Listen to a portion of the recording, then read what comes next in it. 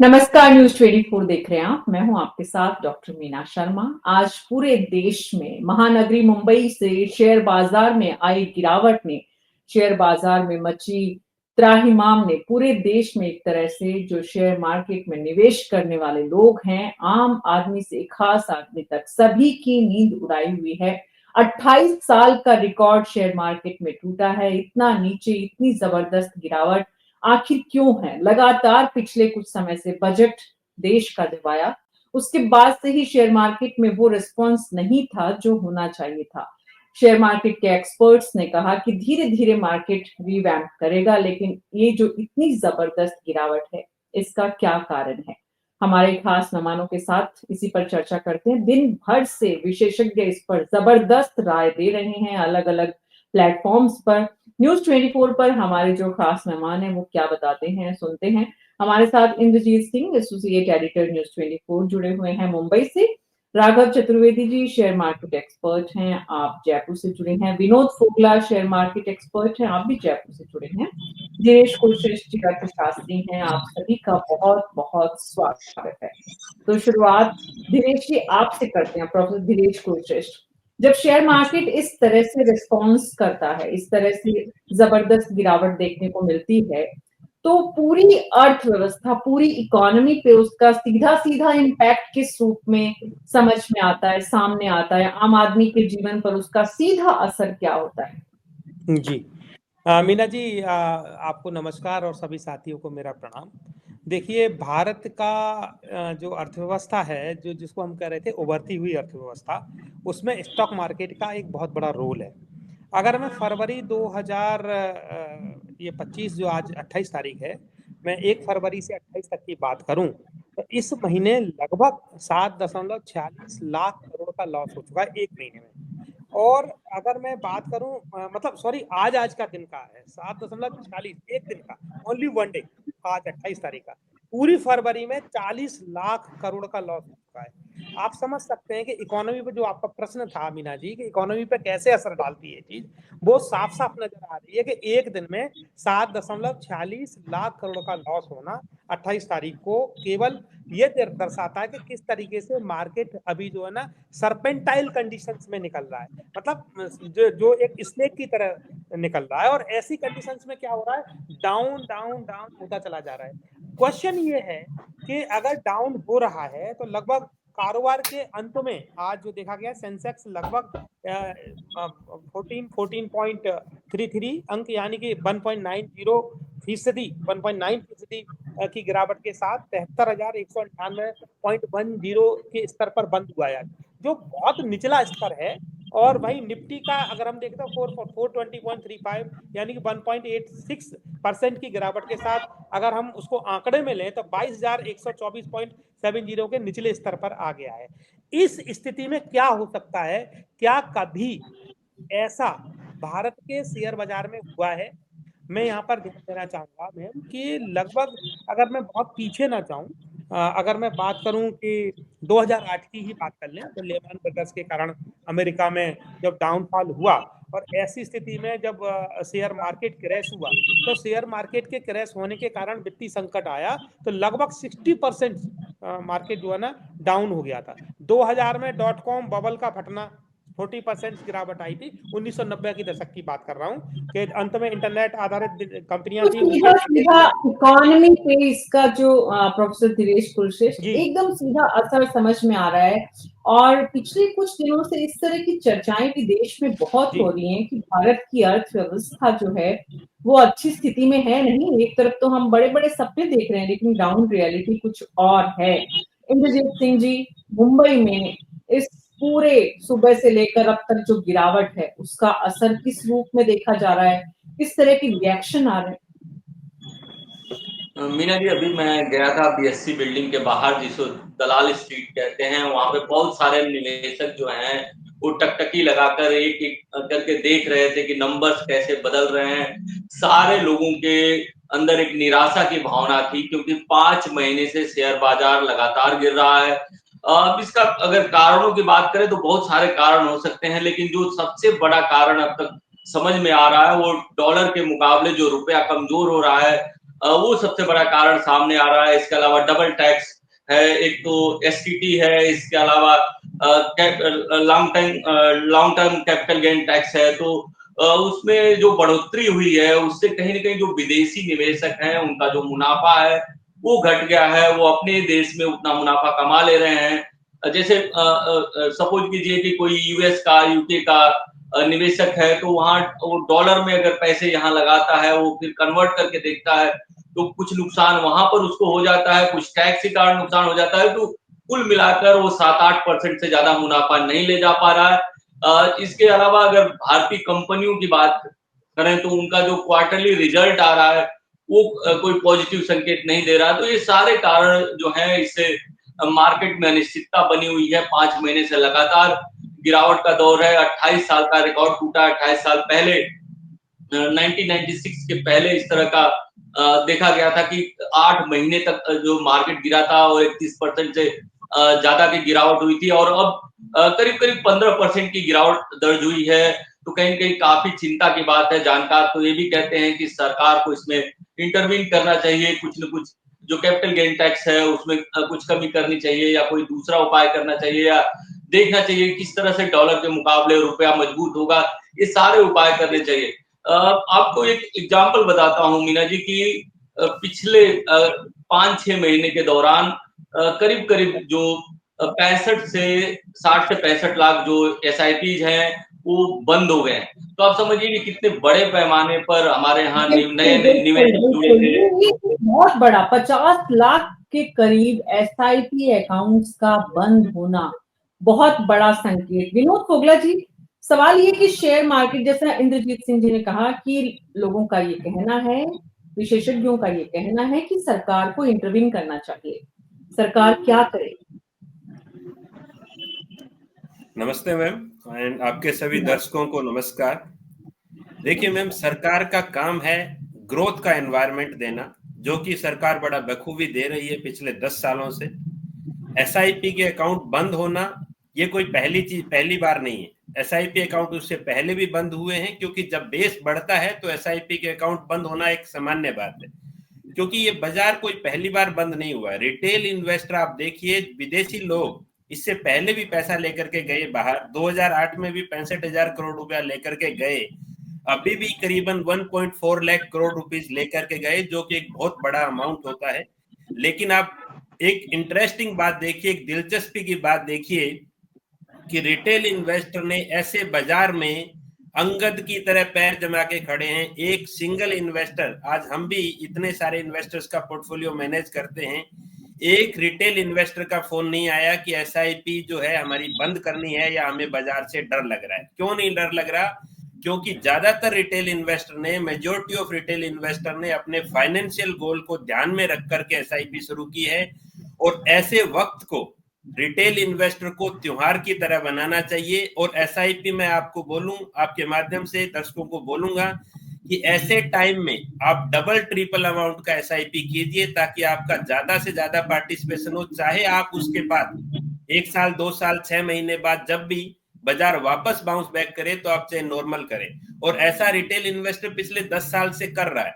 उससे पहले भी 2018, 2020 के अंदर आप देखिए, कोविड के दौरान 38% बाजार डाउन था। 5 साल से रिटेल इन्वेस्टर वही होता है जो ऐसे टाइम को त्योहार की तरह मनाता है। 5 साल से ऐसे टाइम का इंतजार कर रहे थे। लगातार एक लेवल का मेच्योरिटी इन्वेस्टर में, रिटेल इन्वेस्टर में आए। हर रोज सैकड़ों ट्रांजेक्शन हमारे पास हो रहे हैं, चाहे वो 10,000 रुपया ही डाल रहा हो, टॉपअप कर रहा हो। और मैं आपके माध्यम से दर्शकों को यह कहना चाहूंगा कि अगर आपके पास 100 रुपया है तो अब टाइम है कि 50 रुपया, 60 रुपया आपको डालना चाहिए। लेकिन आपका टाइम होराइजन कम से कम 5-7 साल का हो। और डालने के बाद अगर आपको फिर भी 10%, 5% या 20% बाजार और डाउन दिखे तो आपकी रात की नींद खराब नहीं होनी चाहिए। तो आपका निश्चित तौर पर एक लंबे वक्त में, लंबे अरसे में आपका पैसा बनेगा। यानी कि जो लॉन्ग टर्म इन्वेस्टर्स हैं उनके लिए तो ये अच्छा है। एसआईपी अकाउंट्स का बंद होना भी कोई बहुत नेगेटिव संकेत नहीं है। विनोद फोगला जी की बात को समझा जाए तो इतनी बड़ी संख्या में अकाउंट्स बंद होना भी अगर नेगेटिव संकेत नहीं है, और आज मार्केट का जो ये इतना डाउनफॉल है, इतनी जबरदस्त गिरावट है, ये भी विनोद जी आपके हिसाब से कोई चिंता की बात नहीं है? कोई चिंता की बात नहीं है रिटेल इन्वेस्टर के लिए, क्योंकि ऐसा पहली बार नहीं हुआ है। करीबन 45-46 साल के इतिहास में जब से सेंसेक्स 1979 में 100 से शुरू हुआ, उसके बाद आज 73,000 है। अगर किसी ने 1 लाख रुपया डाला तो 730 टाइम्स 730 गुना है आज भी वैल्यू, राइट। और पिछले 45 सालों के इतिहास में ऐसा 9 बार से ज्यादा हुआ कि 20% से ज्यादा बाजार गिरा। तो ना तो ये पहली बार गिरा है, ना ये आखिरी बार गिरा है, आगे भी गिरेगा। इसी ग्रोथ का इसी मोमेंटम का फायदा उठाना होता है इन्वेस्टर। यही फर्क होता है इन्वेस्टर को फायदा उठाना होता है इसी मोमेंट का, लेकिन लूजर कौन रहता है राघव चतुर्वेदी जी? नमस्ते मैम, धन्यवाद मौका देने के लिए। विनोद जी जो बात बता रहे हैं उससे एक चीज तो प्रमाणित होती है कि विनोद जी के साथ जो भी लोग जुड़े हुए हैं वो बहुत ही ज्यादा फाइनेंशियली लिटरेट हैं, क्योंकि आज के इस समय के बावजूद यदि आपके पास एसआईपी होल्डर्स जो हैं वो आपसे नहीं कह रहे हैं कि भाई मेरी एसआईपी बंद कर दीजिए, तो इसके सिर्फ दो मतलब हो सकते हैं। एक तो जो उनका फाइनेंशियल प्लानर है वो उन्हें बहुत अच्छे तरीके से ट्रेन और गाइड कर रहा है, और दूसरा वो बहुत धैर्यवान है, क्योंकि वर्तमान समय में ऐसा है नहीं। 106% खाते बंद किए जा रहे हैं। फरवरी का आंकड़ा 2025 का आंकड़ा है ये। 100 नए खाते खुल रहे हैं, तो 106 खाते जो हैं, 106 लोग जो हैं वो ये कह रहे हैं कि साहब हमारा बंद कर दिए। ये 52% था पिछले साल तक, ये मैं आपको बता रहा हूँ। दूसरी चीज जो आपने प्रश्न पूछा विनोद जी से, जो आप प्रश्न पूछ रहे थे कि भाई नुकसान किसको होगा अगर रिटेल इन्वेस्टर्स जो हैं वो परेशान नहीं होने चाहिए, तो परेशान किन लोगों को होना चाहिए? तो मैम ये निश्चित बात है कि कुछ चीजों को आंखों के सामने रख लेने से चीजें जो हैं वो स्पष्ट दिखती हैं। पहली चीज ये कि बहुत समय से हमारे यहाँ पे लोग परचेस कर रहे थे। हमारा जो एक ग्लोबल सिस्टम है उसमें पैटर्न ये है कि कुछ वेल्दी एफआईआईज जो हैं वो अलग अलग देशों को देखते हैं कि भाई अब ये देश पर्याप्त बड़ा हो चुका है, इस देश के वृक्ष पे अच्छे फल आ रहे हैं, अब समय है इसका दोहन करने का। वो वहां पहुंचते हैं, वहां पे इन्वेस्टमेंट दिलाते हैं, तो लोग जो और देशों के होते हैं प्लस उस वर्तमान देश के जो लोग होते हैं वो उनके घोड़े पे सवार होकर दौड़ने लगते हैं। जब उनका काम कंप्लीट हो जाता है वो उस देश को छोड़ते हैं, वो दूसरे देश में चले जाते हैं। उनको तो निकलने का समय मिलता है क्योंकि वो ही मार्केट का ट्रेंड सेट करते हैं, लेकिन ऐसे निवेशक जिन्हें मार्केट की एबीसीडी की जानकारी नहीं है, उन्हें कुछ फंडामेंटल रूल्स सिखा दिए गए हैं कि भाई इन्वेस्ट कीजिए, लॉन्ग टर्म में इन्वेस्टमेंट परेशान नहीं करता है, बढ़ेगा ही बढ़ेगा, वो सारी चीजें उचित है। लेकिन घबराहट का जो माहौल है इसको नजरअंदाज नहीं किया जा सकता, क्योंकि sell in India and buy in China ये वर्तमान का नया स्लोगन है कि भाई आप कुछ बेसिक्स पे बात करें तो इंडिया में जो 50% इंडेक्स है वो डिपेंड करता है बैंक्स जैसा परफॉर्म करते हैं उसका 50% वेटेज है हमारी जो टोटल इंडेक्स है उसमें। और बैंक्स के जो खुद के रिजल्ट्स हैं they are not very promising, वो इतने बेहतर नहीं है कि जिनके आधार पे जो वैल्यूएशन चले आ रहे थे, जितने महंगे शेयर थे। आज भी आप पीई रेशो देखेंगे तो 19 और 20 के पीई रेशो कई शेयर्स में है जो बहुत हाई है। इतने तो पहली चीज ये समझ में आनी चाहिए कि हम बहुत बड़े मार्केट लेवल पे ट्रेड कर रहे थे, सस्ती चीजों को महंगा खरीद रहे थे। अब जब बाहर खरीदने बेचने वाले चले गए और सिर्फ जो लोकल लोग हैं उन्हीं को खरीदना बेचना है, तब हमें ये समझ में आ रहा है कि इतना महंगा हम नहीं खरीद सकते। और जब आप नहीं खरीद सकते तो उनकी वैल्यू को करेक्ट होकर एक लेवल पर आना पड़ेगा जहां से परचेजिंग दोबारा शुरू होगी और लॉन्ग टर्म में वो रिटर्न में कन्वर्ट होगी। तो ये पक्की बात है कि आने वाले समय में मार्केट बढ़ तो जाएगा। ये भी बिल्कुल सही कह रहे हैं विनोद जी कि इस समय को एक अपॉर्चुनिटी के तौर पर लेना चाहिए, लेकिन बड़ी बात यह है मैम कि जो सामान्य परिवार हैं जिनके पास इतनी इनकम ही नहीं है कि वो एज एन रिस्क, मैंने आपको पिछली भी चर्चा में बताया था कि एक ट्रेंड ऐसा बढ़ने लगा था कि भाई आज पैसे लगाइए, कल 100 के 125 हो गए, फिर 150 हो गए। इस वजह से लोग इतने लंबे टाइम स्पान को देखने वाले बहुत कम लोग हैं जो अपनी टोटल अर्निंग का एक कैलकुलेटेड अमाउंट निकाल कर इन्वेस्ट करते हैं। राघव जी, आपके मुताबिक जो घबराहट है वो शॉर्ट टर्म इन्वेस्टर में है और लूजर भी शॉर्ट टर्म इन्वेस्टर है, आप ये कहना चाह रहे हैं राघव जी? जी मैम, शॉर्ट टर्म इन्वेस्टर्स में घबराहट होने का वही कारण है क्योंकि उनके पास लंबा टाइम स्पान नहीं है। वो सारे आप किसी भी अच्छे म्यूचुअल फंड की आप एक साल की जब रिटर्न शीट देखेंगे लगभग सारे रिटर्न्स माइनस में है, यानी एक साल के टाइम स्पान या एक साल में जिन्होंने पैसा लगाया है वो माइनस में गए हैं, है ना। तो शॉर्ट टर्म वाले जो है उनको निश्चित परेशानी है। लॉन्ग टर्म इन्वेस्टर्स जो आज से 10 साल बाद बेचेंगे, वो अगर आज एसआईपी चालू रखते हैं तो उनको सस्ते में एसआईपी मिल जाएगी, कल को इसकी वैल्यू होगी। तो ये निश्चित बात है कि परेशानी या घबराहट शॉर्ट टर्म इन्वेस्टर्स को है, लॉन्ग टर्म बने रहेंगे ये। राघव जी, विनोद जी मैं आपके पास वापस आ रही हूँ, उसके बाद इंद्रजीत सिंह जी आपके पास आऊंगे। Vinod ji, short term investor और लॉन्ग टर्म इन्वेस्टर में परसेंटेज का कितना बड़ा फर्क है? परसेंटेज कैसे? मान लीजिए कि कितने मतलब परसेंट शॉर्ट टर्म 100 में से कितने शॉर्ट टर्म इन्वेस्टर हैं और कितने लॉन्ग टर्म इन्वेस्टर? देखिए, इसमें क्या होता है मैम, शॉर्ट टर्म या लॉन्ग टर्म की कोई डेफिनेशन नहीं होती। ये डिपेंड करता है कि मार्केट के आप किस लेवल पे एंटर कर रहे हैं, राइट। अगर मान लीजिए आप अप्रैल 2020 के अंदर एंटर कर रहे हैं, तो हो सकता है आपके लिए 2 साल 3 साल का टाइम पीरियड भी एक लॉन्ग टर्म टाइम हो जाए कि किस वैल्यूएशन पे, किस सेंसेक्स के किस लेवल पे कर रहे हैं। बट आपके सवाल की तरफ मैं आता हूं, तो इंपॉर्टेंट क्या है कि मैम, शॉर्ट टर्म में ट्रेडर होते हैं जो ट्रेडिंग करते हैं डेट, और सेबी का खुद का आंकड़ा ये कह रहा है कि 94% लोगों ने F&O के अंदर पैसा खोया, 70% जो डिलीवरी बेस इक्विटी में है, ट्रेडिंग में पैसा खोया। इसके अलावा जो अपनी अभी रिसेंट जो अभी सेबी चेयरमैन हटी है माधवीपुरी बूच, उन्होंने कहा कि मार्केट की वैल्यूएशन हाई है, आपको इन्वेस्टमेंट डायरेक्ट इन्वेस्ट नहीं करना चाहिए, म्यूचुअल फंड के थ्रू रिटेल इन्वेस्टर को इन्वेस्ट करना चाहिए। उससे पहले वित्त मंत्री साहिबा जी ने कहा, और बीएससी के चेयरमैन जी ने, आशीष चौहान जी ने ये बात कही। तो लगातार ये बात कह ही रहे थे। जो शॉर्ट टर्म है, जिनको रातों रात अमीर बनना है, वो वैसी चीज ना पहले कभी थी, ना है, ना होगी। आप देखिए क्रिप्टो करेंसी में बहुत बड़ा पैसा लगा हुआ है, ठीक है। इसके अलावा तो यहीं पर एक डिस्ट्रीब्यूटर या एडवाइजर का जॉब होता है कि आपको एलिमिनेशन, आप हो सकता है डायरेक्ट स्टॉक में खरीदें, तो ऐसा पॉसिबल है कि आप डायरेक्ट शेयर अच्छा पकड़ लें, बट खराब शेयर से कैसे बचेंगे? क्योंकि स्टॉक जो अगर मान लीजिए 100 शेयर हैं, तो उसमें से 1/3 शेयर ही अच्छा कर रहे हैं, तो बाकी जो 2/3 शेयर है उनसे बचना ही आपका काम है। तो वो फंड मैनेजर को आर्ट ऑफ एलिमिनेशन आता है। आपको उतार चढ़ाव में आपका डिस्ट्रीब्यूटर एडवाइजर आपका सारथी है, वो आपको हाथ पकड़ करके आपको पहुंचा देता है।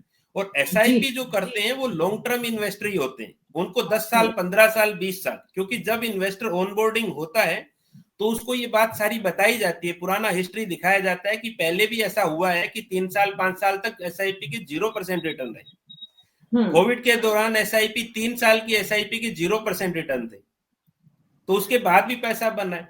तो इन्वेस्टर जो है, अभी अगर मान लीजिए किसी इन्वेस्टर को 1 साल, अब एक सवाल और उठता है जो आपने नहीं पूछा, बट मैं आपको जरूर ये बताना चाहूंगा कि कई बार ऐसा सवाल मन में आता है इन्वेस्टर के कि मान लीजिए मुझे 6 महीने बाद ही पैसा चाहिए था और 10 साल से मैं इन्वेस्टमेंट करता हुआ आ रहा था, तो अब मेरे लिए तो नुकसान हो गया।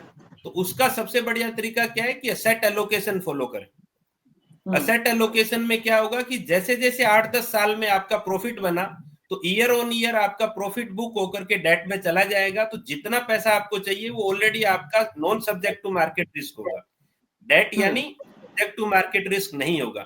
तो वो स्ट्रेटेजिकल प्लानिंग करके चले तो कोई ऐसा होगा ही नहीं कि भी 10 साल की एसआईपी का आपका 0% होगा, क्योंकि आप तो ऑलरेडी प्रॉफिट बुक कर चुके होंगे। उदाहरण के तौर पर अगर मैं आपको बताऊं, मान लीजिए जयपुर से दिल्ली जाना है और आपके हाईवे पर आपकी गाड़ी टॉप गियर में चल रही है, जैसे ही आप दिल्ली पहुंचे, आपकी कॉलोनी में पहुंचे, आपने गियर छोटा कर दिया, स्पीड कम कर दी। उसी तरीके से अगर जिसको 10 साल बाद पैसा चाहिए, मान लो 2035 में पैसा चाहिए किसी को, तो 2032-33 के अंदर वो पूरा डेट में शिफ्ट कर जाएंगे जितना पैसा चाहिए। तो उनका ऐसा नहीं है कि 10 साल से एसआईपी चल रही है तो वो डिस्काउंटेड होके वापस 0 आ जाएगी। तो ये सारी प्लानिंग जो है उनका डिस्ट्रीब्यूटर एडवाइजर उनके साथ करता है, और म्यूचुअल फंड के जो इन्वेस्टर हैं वो लॉन्ग टर्म ही इन्वेस्टर हैं। जी जी, इंद्रजीत सिंह जी, दोनों विचार हैं। जहां विनोद फोगला जी काफी एक्सपीरियंस्ड हैं, शेयर मार्केट को करीब से जानते हैं, बड़ी संख्या में लोगों से वेल कनेक्टेड हैं, उनके मुताबिक इसमें कोई भी चिंता की बात नहीं है। लेकिन वहीं राघव जी को सुना, उनका कहना है कि घबराहट है, निश्चित रूप से घबराहट है, इसीलिए हम चर्चा कर रहे हैं। लेकिन वो घबराहट कितनी लंबी है, उस घबराहट पर किस तरह से रिएक्ट करना है। आपने ये भी कहा था कि कुछ एक्सपर्ट्स का ये भी कहना है सरकार को इंटरवीन करना चाहिए।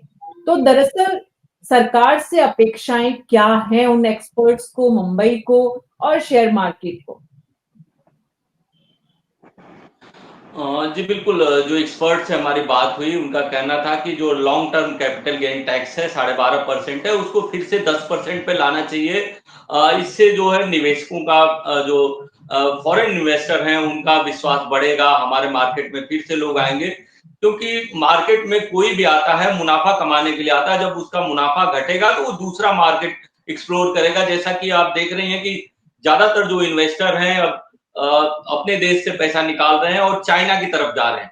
चाइना की तरफ जाने का दो कारण हो सकता है, एक तो वहां पे मुनाफा ज्यादा हो रहा है, दूसरा उनकी करेंसी डॉलर के मुकाबले मजबूत है, यहाँ की करेंसी उतनी मजबूत नहीं है। जैसा विनोद जी बता रहे थे कि जब मार्केट गिरता है तो लोगों को खरीदारी करनी चाहिए, ये बिल्कुल सही है कि कोई भी चीज जब सस्ती होती है तो आपके पास अगर पूंजी है तो खरीदारी करनी चाहिए, चाहे वो सोना हो, चाहे मार्केट में स्टॉक मार्केट में अगर गिरावट का दौर हो तो आप खरीदारी करेंगे तो लॉन्ग टर्म में इसका मुनाफा हो सकता है। लेकिन अगर किसी ने साल भर पहले मार्केट में एंट्री की, 6 महीने पहले एंट्री की और उसकी पूंजी 10 लाख की थी, अगर 7 लाख हो जाती है, 6 लाख हो जाती है, तो कहे ना कहे भले ही बाद में उसकी पूंजी बढ़ेगी, एक संतोष करना पड़ेगा, लेकिन चिंता जरूर होती है किसी की पूंजी घटती है। तो हम अपने ऑफिस में आसपास ही लोगों को देखते हैं जिनकी पूंजी घटी हुई है, चाहे वो म्यूचुअल फंड में निवेश किए थे, चाहे एसआईपी किए थे, तो कहीं ना कहीं चिंतित जरूर है।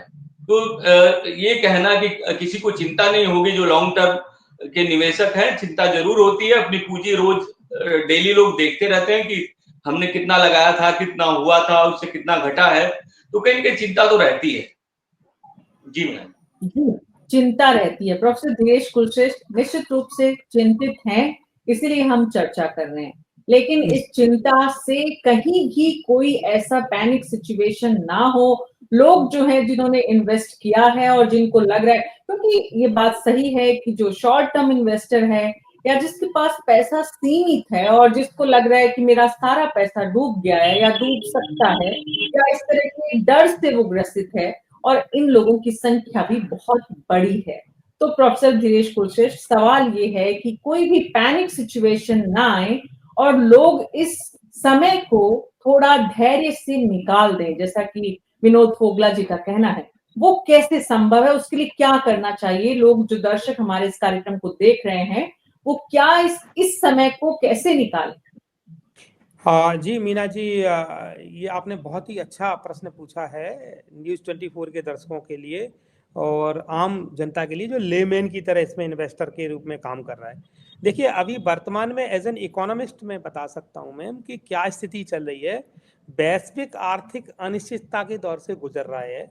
यूरोपियन यूनियन को अभी कल ही आपने देखा होगा कि जो प्रेसिडेंट ट्रम्प हैं उन्होंने कह दिया यूरोपियन यूनियन कुछ भी नहीं है, मैं इसको खारिज कर सकता हूं। और वो ये भी एक साथ कह रहे हैं, हमको समझना पड़ेगा कि अमेरिकी फेडरल रिजर्व ने ब्याज दरों में वृद्धि भी कर दी है।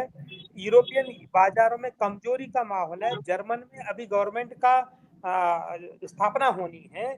और इन सब के साथ जो हम देख पा रहे हैं अभी कल, अगर आप लोगों ने अगर विश्व की जियोपॉलिटिकल सिचुएशन को समझने की कोशिश करें मैडम, तो हम पाएंगे कि आज की डेट में जो अमेरिका रसिया के अगेंस्ट में वो करता था, आपको वोटिंग करता था, अभी उसने जो है ना यूएन में रसिया के पक्ष में वोटिंग कर दिया है और यूक्रेन के विरोध में कर दिया है। अब इन सब चीजों से बाजार में जो अनिश्चितता का माहौल है, इससे विदेशी निवेशक बाजार से पैसा निकाल रहे हैं, भारतीय बाजार से, जिससे उतार चढ़ाव, मतलब जिसको कहते हैं ना चढ़ाव कम उतार ज्यादा हो रहा है।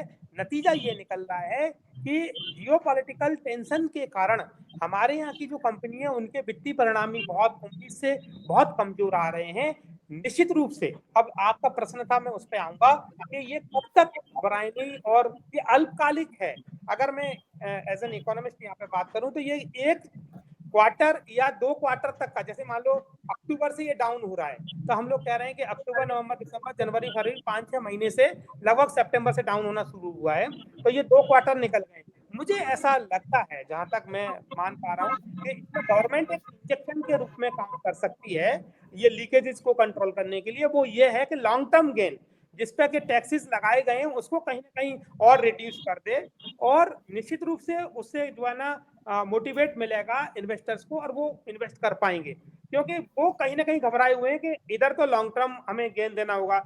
रही बात क्रिप्टो करेंसी में, ये बात सच है कि क्रिप्टो करेंसीज में अभी गवर्नमेंट ने, हमारे यहाँ की भारत सरकार ने उसे लीगल टेंडर नहीं किया है, लीगल इन्वेस्टिंग नहीं बना है, बट वो ये कह रहे हैं कि जब आप उसको when you convert your money into Indian currency, crypto को जब कन्वर्ट करेंगे तो 30% टैक्स वो ले लेंगे। तो इन सारी सिचुएशन में इन्वेस्टर्स के पास में रास्ता नहीं बचा है, और म्यूचुअल फंड एक अच्छा रास्ता था, जो कि हमारे विशेषज्ञ इसको बहुत डिटेल में समझा रहे हैं कि mutual fund long term plan है, कम से कम 10 साल 15 साल 20 साल के लिए प्लान करके चलता है। तो इसीलिए 1 महीने 2 महीने 6 महीने, मैं कहता हूं कि 6 महीने से ज्यादा अगर हम लोग चाहें तो 9 महीने तक भी कोई ऐसी घबराने की बात नहीं है। मार्च के बाद जैसे ही हम मार्केट के अप होने की संभावनाएं होंगी, निश्चित रूप से होंगी, क्योंकि अभी जो इंटरनेशनल जियोपॉलिटिकल सिचुएशन बनी हुई है, और उस कारण से केवल भारत का ही नहीं मैम, देखिए दूसरे नंबर पे अर्थव्यवस्था चाइना की है। चाइना में लोग इन्वेस्ट क्यों कर रहे हैं? क्योंकि वहां पे स्टेबल सिचुएशन दिख रही है। हमारे यहाँ पर स्टेबल इसलिए नहीं दिख रही है क्योंकि भारत बिल्कुल तटस्थ होके खड़ा हुआ है, ना तो वो अमेरिका के पास मतलब पक्ष में वोटिंग कर रहा है। वोटिंग को बहिष्कृत किया, उन्होंने बहिष्कार किया है। अगर हम लोग परसों की वोटिंग को देखेंगे तो इससे हमें समझ में आ रहा है कि भारत के जो एफआईआई निवेशक हैं मीना मैम, वो यहाँ से पैसे को इन्वेस्ट करने से, विदेशी निवेशक बाजार से पैसा निकाल करके दूसरी जगह इन्वेस्ट कर रहे हैं, यानी चाइना की तरफ ले जा रहे हैं। नतीजा तो ग्लोबल इकोनॉमी है, उसका तो निश्चित रूप से सीधा संबंध है भारत की अर्थव्यवस्था, लेकिन जो पॉलिटिकल हैपनिंग्स हैं, पॉलिटिकल जो डेवलपमेंट है, वो भी हमारी अर्थव्यवस्था पर असर डालते हैं। विनोद, राघव जी कुछ कहना चाह रहे हैं, उसके बाद विनोद फोगला जी आपके पास। आपने जो सर से प्रश्न पूछा था, मुझे लगता है कि मैं उसमें कुछ 2-3 पॉइंट बेहतर बता सकता हूं कि वर्तमान समय में क्या करना चाहिए। निश्चित बात है कि जो भी माहौल है भाई, जिनका ब्रॉड मेंटेलिटी लॉन्ग टर्म के लिए नहीं बनी हुई है, उनमें पैनिक है। तो कुछ चीजें जो ध्यान रखने वाली है, पहली चीज, अपने ऐसे सभी इन्वेस्टमेंट को रिकैलकुलेट करें जो शॉर्ट टर्म या मिड कैप, शॉर्ट कैप या मिड कैप की तरफ जा रहे हैं, क्योंकि सबसे ज्यादा इंडेक्स पे प्रेशर यदि है तो वो शॉर्ट कैप इंडेक्स और मिड कैप इंडेक्स पर है। ये ऐसे शेयर हैं जो बहुत ओवर वैल्यूड चल रहे थे, और एक पैटर्न है जिससे विनोद जी भी सहमत करेंगे कि शॉर्ट टर्म जो इंडेक्स है वो हमेशा 3-4 साल में एक बार करेक्ट होता है, फिर आने वाले 2-3 साल में अच्छा रिटर्न देता है, फिर एक बार उसमें करेक्शन आता है बड़ा, और उसके बाद फिर करेक्शन। तो ये करेक्शन का मोड है। तो शॉर्ट कैप और मिड कैप इंडेक्स में बहुत समझदारी से और अच्छी शेयर या म्यूचुअल फंड जो है उन्हीं के थ्रू इन्वेस्ट करें। नंबर सेकंड चीज जो है वो ये है कि एशिया में इंडिया ही सबसे बड़ा गिरने वाला मार्केट नहीं है। हमसे पहले थाईलैंड और फिलीपींस जो है, दो ऐसी अर्थव्यवस्थाएं हैं जो हमसे ज्यादा गिर चुकी है। तो ये ग्लोबल माहौल है, ये गिर रहा है, लेकिन ये चढ़ेगा भी। तीसरा, कितने समय तक हम ये सोच सकते हैं कि अभी गिरावट जारी रहेगी? तो मेरा मानना ये है कि कम से कम 2 क्वार्टर के लिए आप मानसिक तौर पर तैयार हो कि अगले 6 महीने जब तक बहुत प्रॉमिसिंग रिजल्ट्स जो है, हमारी जो इंडस्ट्री है, हमारी जो इकोनॉमी है, उसमें मेजॉरिटी ऑफ जो बिग प्लेयर्स हैं उनका बिजनेस हॉट समर सीजन से रिलेटेड है। जब गर्मी में बिजनेस बढ़ेगा, इन सारी वजहों से जब उनके रिजल्ट्स जो हैं वो बेहतर आएंगे, तब जाके हम इसमें इकोनॉमी में उछाल की संभावना कर सकते हैं। तब तक विशेष ध्यान अपनी आवश्यकताओं के अनुरूप जो अतिरिक्त है सिर्फ उसी को इन्वेस्ट करें, किसी सर लेकर। क्योंकि आजकल कंपनियां कर ये रही हैं मैम कि आपके पास 10 रुपए है, कोई परेशानी नहीं, 25 रुपए का माल खरीद लीजिए, 15 रुपए हमसे ले लीजिए, फिर ब्याज के सहित चुकाते रहिएगा। और इस सब के चक्कर में वो लोग सबसे पहले आते हैं जो यंग हैं, जिनको लगता है कि पैसे बनाना बहुत ईजी है। तो ध्यान रखने वाली और परिवार को ध्यान रखने वाली बात यह है कि अगर बहुत डिप्रेशन में कोई बच्चा, क्योंकि मैं जनरली ऐसे लोगों से डील करता हूं, बहुत मैच्योर नहीं है और वो डिप्रेशन में है क्योंकि उन्होंने किसी से पैसा लिया हुआ है, मार्केट में फंसाया हुआ है और अब उन्हें समझ में नहीं आना है कि करना क्या है। तो धीरज रखना है, जल्दी नहीं करनी है, नए पैसे नहीं डालने हैं, शॉर्ट टर्म पे ध्यान नहीं देना है, लॉन्ग टर्म पे ध्यान देना है, और शॉर्ट कैप और मिड कैप की तरफ नहीं जाना है। ये मेरी तरफ से मैं समझता हूँ कि कुछ पॉइंट्स है जिससे आसानी से समय बहुत इंपॉर्टेंट बात आपने कही है, जो इस वक्त lower middle class, actually middle class और लोअर मिडिल क्लास को ध्यान में रखनी है। खास करके जो युवाओं ने अपने थोड़े थोड़े पॉकेट मनी है उसको भी आजकल शेयर मार्केट में इन्वेस्टमेंट करने का जो उनका प्लान है। सवाल ये है विनोद फोगला जी कि आपने कहा कि ऐसे दौर कई बार आए हैं, ये पहली बार नहीं हुआ, आखिरी बार नहीं हुआ, बाद में आगे भी होगा। तो सवाल ये कि जब जब ऐसे दौर आए तब परेशानी किन लोगों को ज्यादा हुई, किस तरह का रिजल्ट देखने को मिला? शेयर मार्केट की जो गिरावट है वो दरअसल आम आदमी के जीवन में किस तरह से असर छोड़कर गई? मैम, मैं अभी रिसेंट एक उदाहरण लेता हूं कोविड का, जो 2020 में हुआ। उस टाइम करीबन 70 दिन तक लगातार बाजार गिरा, 70 डेज। उसमें 38% का डाउनफॉल हुआ और उसको रिकवर होने में करीबन 231 दिन लगे। लेकिन आप देखिए कि 38% डाउन हुआ और रिकवर हुआ तो 65% रिकवर हुआ। आपको मैं एक सामान्य बात बताता हूं, 100 रुपए की चीज अगर 20% टूटती है तो 80 रुपए में हो जाती है, लेकिन 80 की चीज को वापस होने के लिए, 100 होने के लिए 25% बढ़ना पड़ता है। यानी जितना टूटती है उससे ज्यादा बढ़ना पड़ता है। सो क्या है कि अभी बाजार जो है वो 15 से 20% की रेंज में इसमें गिरावट आई है। तो सबसे बड़ी बात क्या है कि इसमें जब ये वापस बाउंस बैक होकर के आएगा तो सबसे ज्यादा फायदा होगा। एक और चीज मैं आपको बता दूं मैम, कि बाजार के अंदर या तो खबर अच्छी मिलेगी या भाव अच्छा मिलेगा, दोनों चीजें एक साथ नहीं मिल सकती। दोनों चीजें कभी दुनिया में कभी एक साथ नहीं मिलेगी, राइट। ट्रंप के जो बयान आ रहे हैं वो भी एक पॉलिटिशियन है, उनको भी अपना काम चलाना है, राइट। आज अगर मैं आपसे ये पूछूं कि अगले 5 साल में आपके खर्चे कम होने वाले हैं क्या, तो आपका सवाल सबका इस बात से सहमत होंगे कि मेरे खर्चे कम नहीं होने वाले। आपके खर्चे मेरी आमदनी है, मेरे खर्चे आपकी आमदनी है, राइट। अर्थशास्त्री बैठे हैं, वो मेरी इस बात से सहमत होंगे। यही तो इकोनॉमिक्स, राइट। और आज हिंदुस्तान जो है वो जीडीपी 6% से ज्यादा ग्रो कर रही है। ऐसा नहीं है कि पहले हिंदुस्तान की जीडीपी 6% से ग्रो नहीं की, ग्रो हुई है। लेकिन आप देखिए कि उस टाइम दुनिया के करीबन 20 से ज्यादा देश इस 6, 7, 8% से ग्रो कर रहे थे। आज ऐसा नहीं है, आज केवल हिंदुस्तान है। 140 करोड़ की जनता पॉपुलेशन जो यहाँ पर है, बस्ती जो है 140 करोड़ की, वो इतना बड़ा कंजम्पशन कर रहे हैं कि बड़े बड़े प्लेयर यहाँ आने के लिए तैयार हैं। रही बात सरकार की, सरकार ने पहले बजट में पर्सनल इनकम टैक्स को 12 लाख तक बेसिक एजम्पशन, 4 लाख तक बेसिक एजम्पशन किया और 12 लाख तक टैक्स फ्री किया, राइट। तो ये पूर्णिमा अमावस्या तो आएगी, ये कुदरत का नियम है, उसको कोई रोक नहीं सकता, ना डिस्ट्रीब्यूटर एडवाइजर रोक सकता, ना फंड मैनेजर रोक सकता। ये बाजार की फितरत है, ये बाजार का स्वभाव है। जो भी इस गाड़ी में बैठता है वो ये सोच समझ के बैठता है। रातों रात अमीर बनने वाला कोई काम होता ही नहीं है। तो बाजार 100% बाउंस बैक करेगा। बाजार में इस बाजार में पैसा बनाने की पहली कंडीशन ये है कि इन्वेस्टर का पॉजिटिव रहना बहुत जरूरी है। इस प्रोसेस पे आपके डिस्ट्रीब्यूटर एडवाइजर पे भरोसा करना बहुत जरूरी है। आपका निश्चित तौर पर लंबे वक्त में पैसा बनेगा और ये एक अपॉर्चुनिटी है। जी, प्रोफेसर धीरेश कुलश्रेष्ठ। जी मीना जी, मैं बिल्कुल सहमत हूँ विनोद जी से। जिस तरीके से वो समझा रहे हैं बिल्कुल सही है। इकोनॉमिक्स की बात करूँ तो विनोद जी, मुझे इसमें अगर सुधारना, मैं गलत कह रहा हूँ। शेयर मार्केट तो हम सब जानते हैं एक बेयर मार्केट होता है, और बेयर मार्केट उसको कहते हैं जो 20 से 30% तक गिर जाता है। यानी जब हम 30 की गिरावट पे पहुंच जाते हैं तब कहते हैं कि शेयर मार्केट अब now share market converted into bear market.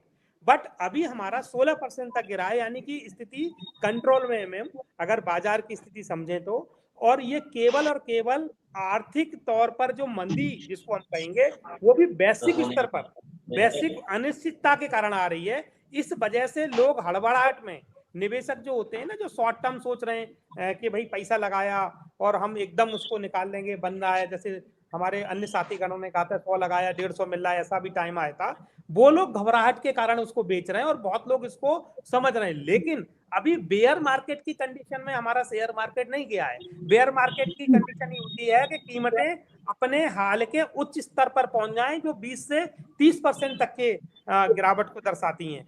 ऐसी स्थिति नहीं है। तो वर्तमान की स्थिति एक ऐसी स्थिति है मैम, निवेशक के तौर पे, अर्थशास्त्री होने के नाते, ये धैर्य का समय है।